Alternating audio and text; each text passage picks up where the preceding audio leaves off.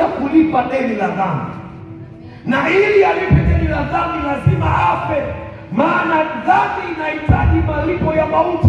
Mwambie mwenzako, dhambi inahitaji malipo ya mauti. Alafu mwambie, kama ukitenda dhambi leo, jua umeitisha mauti. Jamani, amina. Lakini yeye alienda pale ili sisi baada ya kwenda pale tuonekane sisi hatuna hatia.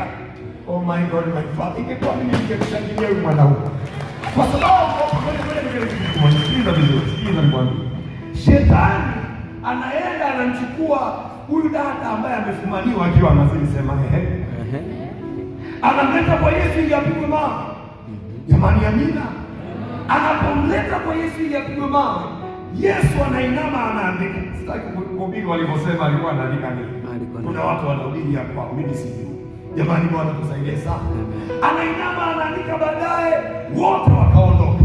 Na baada ya wote kuondoka, Yesu anamwambia, bwana wako wanataka kukuhukumu, anasema wapo. Alafu anamwambia, enenda zako usitende dhambi. Anapomwambia usitende dhambi tena, ile dhambi aliyokuwa ameifanya imeondolewa saa ngapi? Iliondolewa saa ngapi?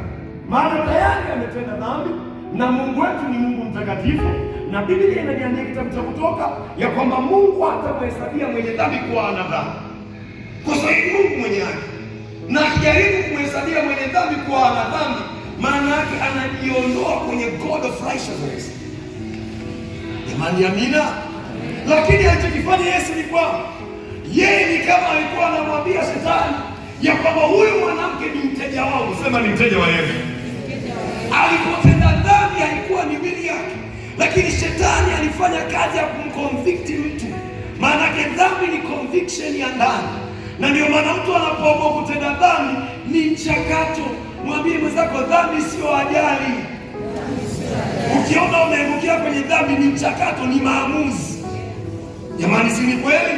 Kwa shetani ni kama Yesu anamjibu ya kwamba mteja wangu ni kweli ametenda hili kosa, lakini aliyesababisha mteja wangu atende dhambi ni wewe, na kwa sababu ni wewe, mteja wangu amepata haki bure. Maana yake kwa haki yake hawezi kusimama mbele za Mungu mtakatifu, lakini mimi niliye mtakatifu wa takatifu nimeenda kwa ajili ya mteja wangu, naye mteja wangu amehesabiwa haki bure. Na ndio maana kitabu cha Warumi mlango wa 8 mstari wa 30 anasema, hawa waliowajua tangu asili hawa aliwaita, na wale aliowaita anasema hawa akawahesabia haki. Maana yake tumehesabiwa haki bure na Yesu Kristo Bwana Mungu aliye hai. Na ndio maana shetani hatudai, na ndio maana wakati mwingine unashangaa mtu anaomba toba na bado kile kitu kinamsumbua. Huyo ni shetani anakulisha matakopori. Nataka uwe na ujasiri wa kumwambia ya kwamba Biblia inasema kitabu cha Wakorintho wa pili sura ya 5 mstari wa 17 ya kwamba hata imekuwa mtu akiwa ndani ya Kristo amekuwa kiumbe kipya, na tazama mambo ya kale yamepita. Kwa hiyo una ujasiri wa kumwambia shetani ya kwamba ni kweli sana nitenda dhambi, lakini Yesu alikuja kwa ajili ya maisha yangu, alikufa kwa ajili ya maisha yangu, nami nimehama, siko tena ndani ya dhambi, nimetoka kwenye ukurasa wa dhambi, nimeingia ndani ya Kristo, na kwa sababu niko ndani ya Kristo mimi ni kiumbe kipya, mambo ya kale yamepita. Unamwambia shetani usiendelee kunihubiria, mimi ni kiumbe kipya, mimi ni mtoto wa Mungu aliye hai, mimi ni uzao wa kifalme, mimi ni mwana wa Mungu, mimi ni mwana wa Mungu, mimi ni mtoto wa mfalme, na mfalme anakaa ndani yangu. Sina sababu ya kuogopa. Anasema wanahesabiwa haki bure ndani ya Kristo Yesu aliye hai. Tamani amina, tamani amina.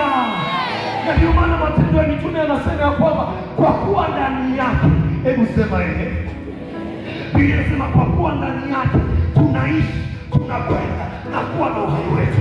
Maana sisi tumeshahama. We are not in the world again. We are in Christ. Oh my God, my Father. Tunaongea na mtu aliye mahali hapa. Maana tunaongea na watu ambao tayari washahama, hawako duniani tena, wako duniani sasa. Tumeingia ndani ya Kristo, na ndani ya Kristo huyu ana